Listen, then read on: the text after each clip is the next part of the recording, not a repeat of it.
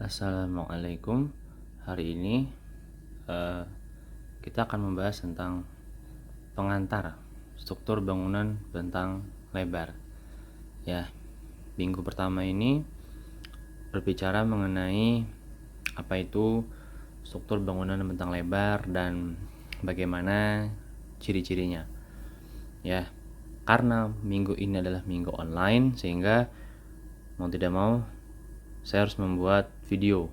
Karena kalau via Zoom nanti atau via Google Meet jadinya tidak maksimal menurut saya. Kalau video ini kan kalian bisa ulang-ulang gitu. Oke. Ya, yuk kita mulai.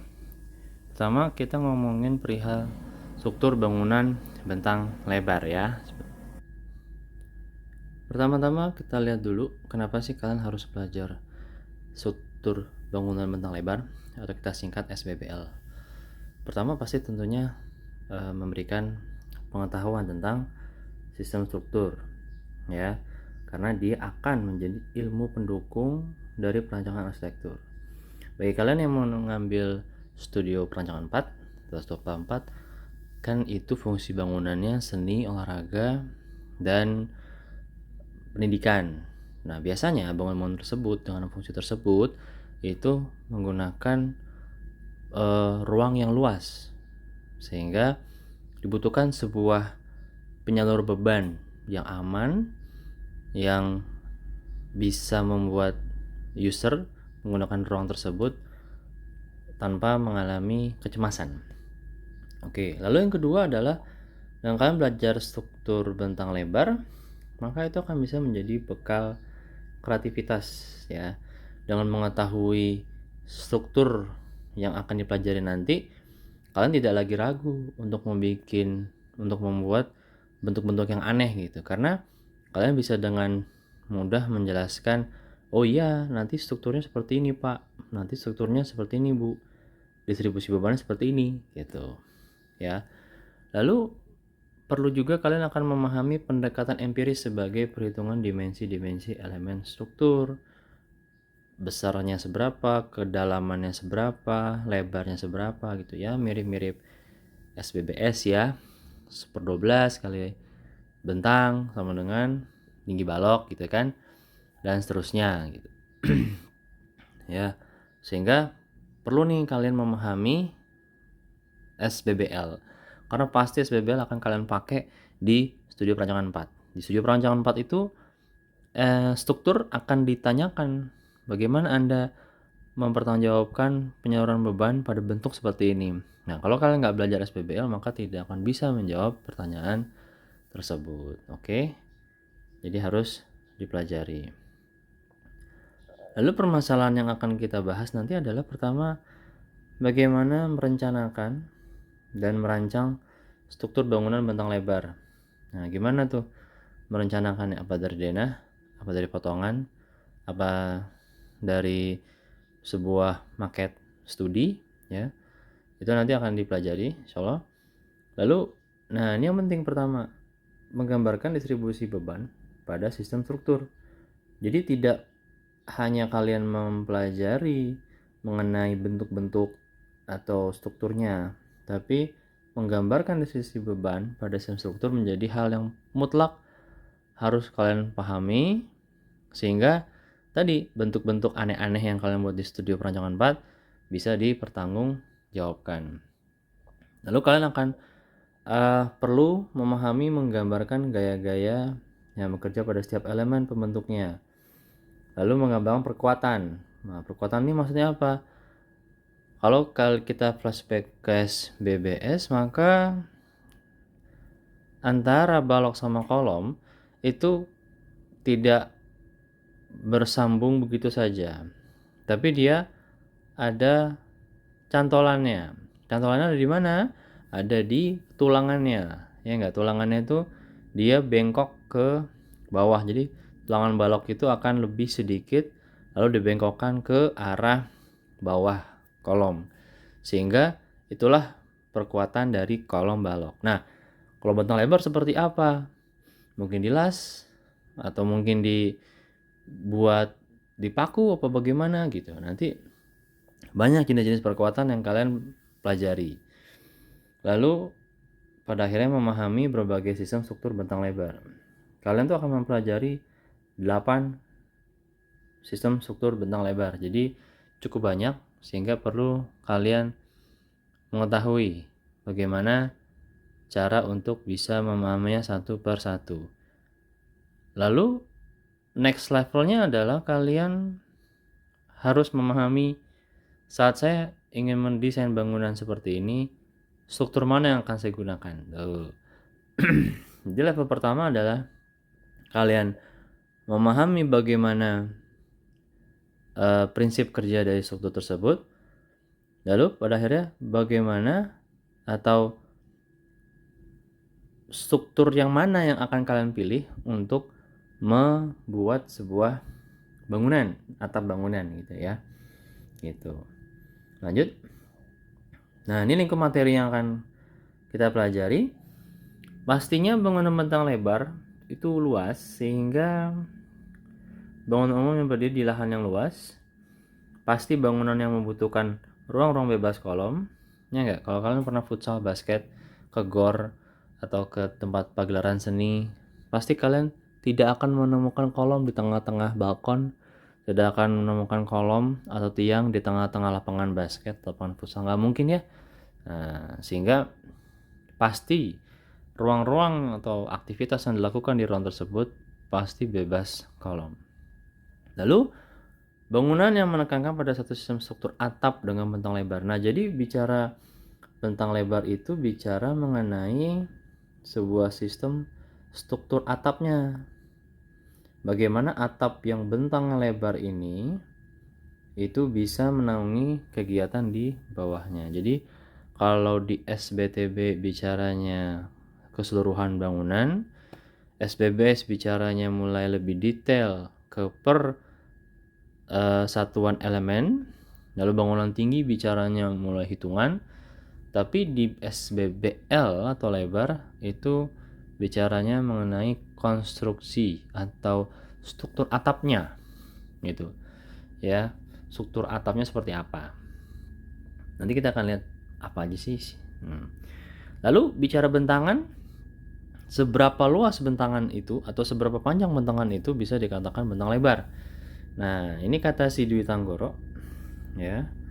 Kalau kalian sudah punya buku warna biru yang kalian beli untuk SBBT, kalian nggak perlu beli lagi karena di dalamnya sudah ada materi tentang SBBL. Ternyata bentang pendek itu tumpuannya kurang dari 10 meter. Nah, itu SBBS, SBBT itu pakainya yang bentang pendek. Nah, bentang sedang itu bentangan jarak 10 sampai 20 meter. Sedangkan mainan kita 1 semester ini adalah bentang lebar di mana lebih dari 20 meter. Karena kalau lebih dari 20 meter maka struktur atau sistem penyalur beban harus dipikirkan dengan matang sehingga tidak boleh kita menggunakan sistem yang sama. Oke lah, anggap 20 meter kita bikin balok. Saya mau pakai sistem kolom balok pak, kayak gedung-gedung gitu, 20 meter. Oke. Misalnya kita pakai rumus 1/12 gitu ya, atau enggak 1/10 yang gampang, kali 20 meter. 20 meter gitu ya. Kalau kita coret di sini, Anda bisa bayangkan berarti tebal baloknya itu 2 meter. Nah, itu tinggi banget itu. Ya, tinggi banget ini 2 meter. Sehingga ini bisa menjadi penurunan ceiling atau penurunan plafon. Ditambah lagi bentuk yang 2 meter ini itu besar-besar gitu ya. Kayak mirip-mirip jembatan gitu ya. Kalau kalian lihat jembatan bawahnya kan baloknya tuh tebal-tebal, gede-gede. Nah, itu berat. Sehingga perlu dipikirkan struktur baru yang ringan. Nah, yang ringan yang bisa dibuat untuk menyalur beban lebih baik.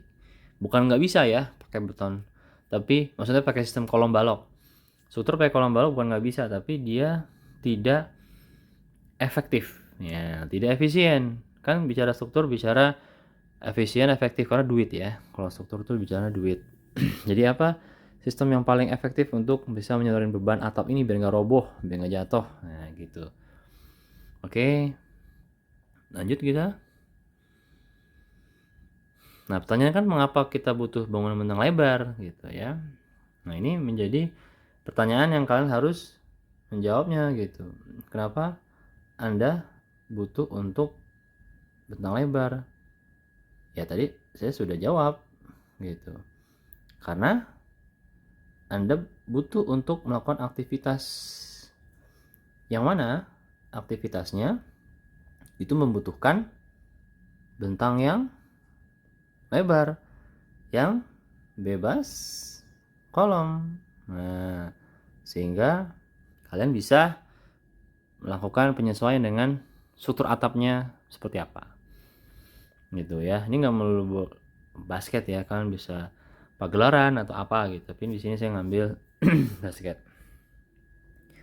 Lalu, apa aja sih sistem struktur bangunan bentang lebar? Tentunya ada banyak, tapi di sini diklasifikasikan berdasarkan material. Ada 4. Pertama, struktur bidang. Struktur bidang ya.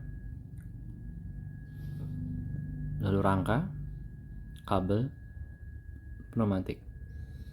Nah, ini contoh-contohnya ya. Struktur bidang itu di sini kan contohnya kalau kalian bisa lihat, sini ada Sydney Opera House, lalu ada bangunan kayak keong emas nih, itu bukan keong emas ya. Lalu ada kayak tenda ya, lalu ada kayak rangka-rangka segitiga disusun sedemikian rupa menjadi sebuah dom gitu. Lalu di sini ada, nah ini semua ada klasifikasinya gitu. Jadi nanti kita pelajari satu per satu. Struktur bidang itu ada, ini sebagai pengantar aja biar nanti kalian bisa lebih memahami. Ya, lalu pertama kita ngomongin bidang lipat. Tuh, bidang lipat itu ada 2. Ada yang nanti searah, ada yang berbalikan. Lengkung tuh ya lengkung begini ya lengkung. Nah, lengkung begitu. Lalu nanti lengkungnya ada yang searah, ada yang searah, ada yang berkebalikan itu. Ya, nah seperti itu. Kalau nggak jelas nanti kalian bisa baca di bukunya Pak Dwi Tanggoro ya. Lalu bicara lipat. Nah, lipat tuh, kok ada lipat ya Pak? Nah, kayak gimana ceritanya tuh? Jadi benar-benar emang bidangnya lipat gitu, karena dia lipat lah dia bisa menaungi bentang lebar. Ya, ini contohnya. Susun rangka. Nah, susun rangka bidang. Nah, ini rangkanya membentuk bidang-bidang ya. Tuh, ini satu modul. Ya, ini satu modul nih. Ya, ini satu modul. Nah, dan seterusnya sampai belakang. Yang dimaksud bentang itu adalah dari sini ke sini. Nah, di bentang. Bukan dari sono ke sono ya, bukan. Dari sini ke ujung sono, itu bukan bentang. Gitu. Itu panjang. Panjang bangunannya. Kalau bentang biasanya mengambil sisi lebar bangunannya. Itu perlu dipahami seperti itu. Lalu berikutnya, nah ini struktur langkah linear. Kalau tadi, kalau saya zoom, nah ini itu bentuknya susunan rangka-rangka ya. Tapi kalau yang ini enggak, dia susunannya hanya satu garis. Dia pakai baja profil ya. Ya. Nah, gitu. Beda gitu ya, makanya dibilang linear. Oke. Lalu, nah ini adalah contoh pemasangannya seperti ini. Lalu berikutnya struktur rangka ruang. Nah, ini kalian akan melihat bahwa ada bentuk lain. Rangkanya disusun sebagai sebuah ruang. Jadi satu modul itu bentuknya kayak piramid gitu. Nah, ini ngadep atas, nanti temennya ngadep bawah. Ya, ngadep bawah. Dan seterusnya gitu. Jadi susun berulang. Ada ya ternyata ya struktur begitu ya. Lalu kabel. Nah, kabel juga seru nih bahas kabel karena ternyata kabel yang dia kan ngelewer ya tuh. Kabel tuh kan ringan atau dia tidak punya kekakuan. Tapi dia ternyata saat diberi beban bisa menjadi struktur yang kuat. Nah, ini bagus kan. Lalu di bawahnya ada tenda. Nah, kalau tadi kabelnya dipegangin beban biar kenceng, biar tegang, ini tendanya ditarik biar tegang. Gitu. Nanti penjelasan selanjutnya atau selengkapnya pas mata kuliahnya. Sekarang kalian kenal aja dulu di permukaan. Lalu pneumatik. Nah, pneumatik ini struktur yang unik di mana karena dia menggunakan udara sebagai penahan dari si balonnya. Jadi balonnya itu dia di support sama udara terus gitu. Wah, di blower terus sama udara. Karena kalau nggak di blower terus sama udara, lapisan lapisan pneumatiknya jatuh. Nah, unik kan gitu. Sehingga ini perlu dipelajari. Lalu berikutnya, nah ini contoh lain dari pneumatik. Kalau yang tadi ini di blower terus-terusan, kalau ini diisi sama udara lalu di join di bawah. Nah, nanti kalian kenalan sama, maka tadi di awal kan bilang ada penguat-penguat, ada apa namanya, penguat strukturnya gitu. Nah, ini jadi 8 jenis struktur ini punya penguat-penguat yang beda. Nah, kalian perlu mempelajarinya satu persatu. Lalu, nah tugas aja deh tuh kan. Oke, nah jadi dari pembahasan kita di awal ini, ya tentu SBBL menjadi mata kuliah struktur yang paling tidak ada hitungan. Ya, karena fokus SBBL adalah pada pemahaman dan bagaimana pengaplikasian struktur ke studi perancangan 4. Sehingga nanti saat studi perancangan 4-nya SBBL-nya nggak bunyi, berarti nilai SBBL juga rendah, gitu kan, gitu aja.